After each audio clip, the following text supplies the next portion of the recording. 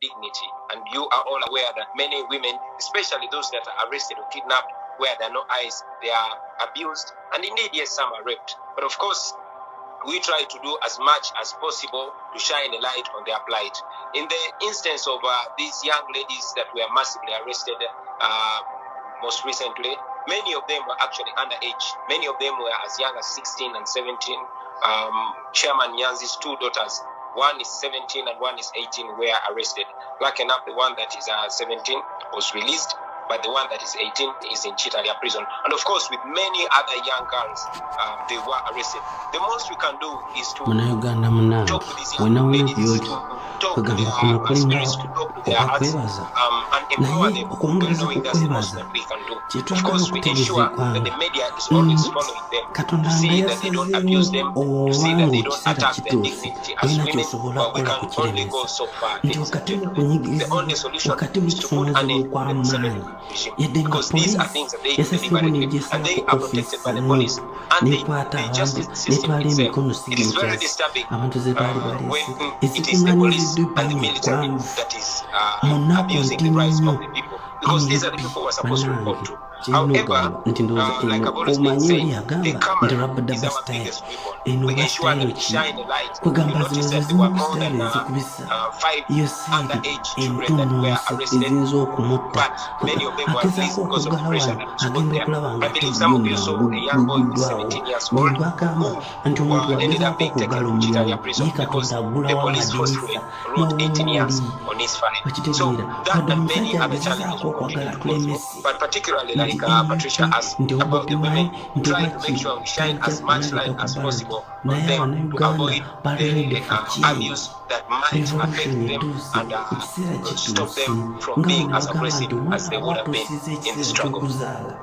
Oba mama wa musindise oba tamusindise era omwana nova mu lubuto kiki nekiseera nti Museveni ogenda akola byonna byewetaaga byonna byosobola mu ssente z'omulongoso ogule tiagasi okuba Abannayuganda obasibire mu makomera okole all sorts okakasa naye Katonda kino kyekiseera ekiragaanye nti Uganda yetaaga kingi Abannayuganda bali ready for change.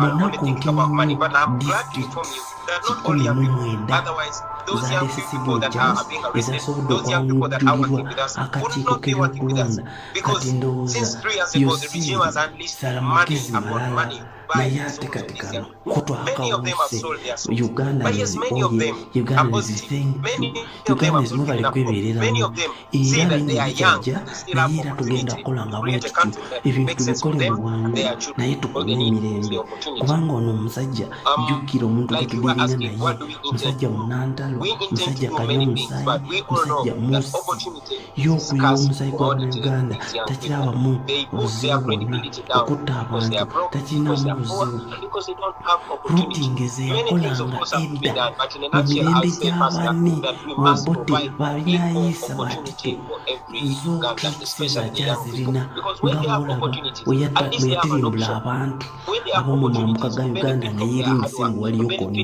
weyatirimbula ab'ekasese n'agenda ayokya olubiri ne batta abantu abangi ennyo kwegamba eyo triiki gyakyalina naye erabira nti omulembe guno abantu baboofu tebakyayagala byakulwana yakyali kweri enkola enkadde nga bwolaba bwakozesa abantu be nti bano benanga ayinza obutaswala mu maaso ga kamera ensi yonna ngaemulaba nayogera ebitakwatagana ng'omulaba kati mukama waawe kuti bwakyalowooza nti bwe bukyakola kumbe Ugandans are ready for change.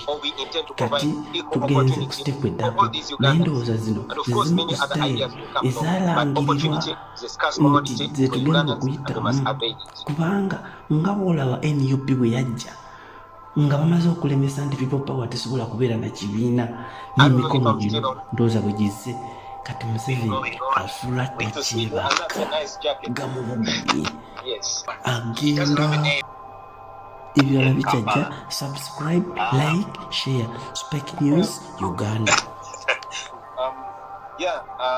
We started out, as you all know, as a general movement, the people power movement, because we believe and continue to believe that not a single political party can make it all alone.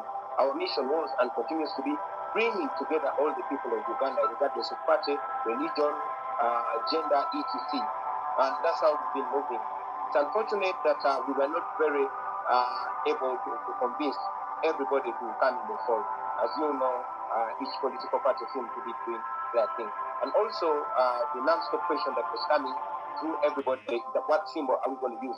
As you know, the People Power Movement posed the biggest threat to the Museveni establishment since he took power in 1989. So there was every effort to block us. There was every effort to disintegrate us. And unfortunately, we are not yet convinced other political parties to own us. As you know, our brothers and sisters claim and still claim that they would work with us, and the same with people.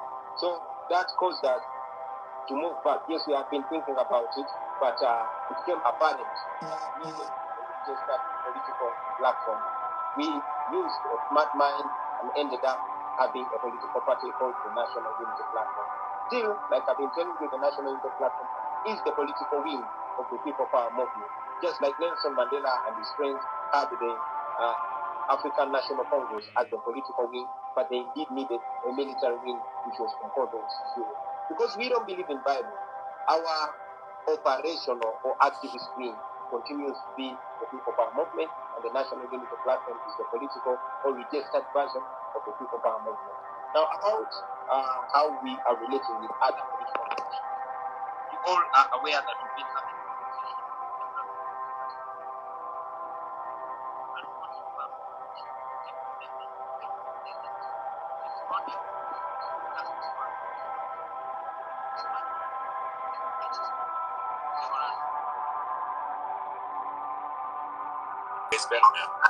Sure. I was saying that it's only the Justice Forum JEMA, led by the Honorable Asmani Wasaliwa, a memorandum of understanding with which we're signing this week.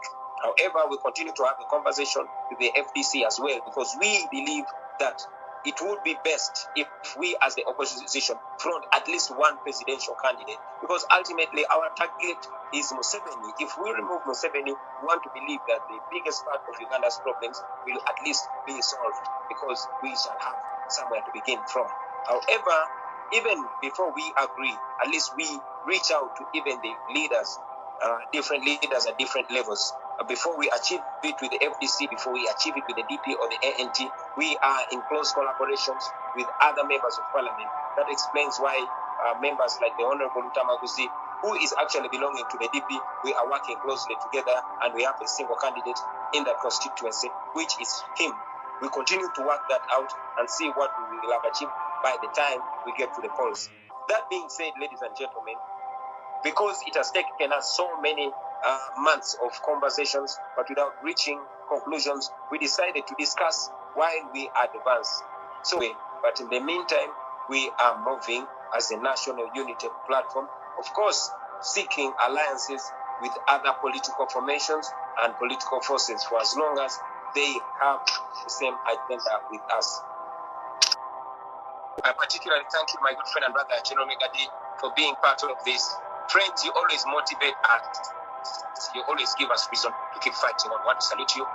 Just to reiterate my thanks, there's really nothing so much I can say to you, comrades, who fight as if you are in Uganda here. We don't take that for granted. We salute you for that. The men and women that are doing this. And I want you to allow me, ladies and gentlemen, because I don't survive alone here. You know, every day I get up, there's a woman that encourages me, and every day that God gives me the opportunity to return home, there's a beautiful hug that I come back to welcome me home. Bobi,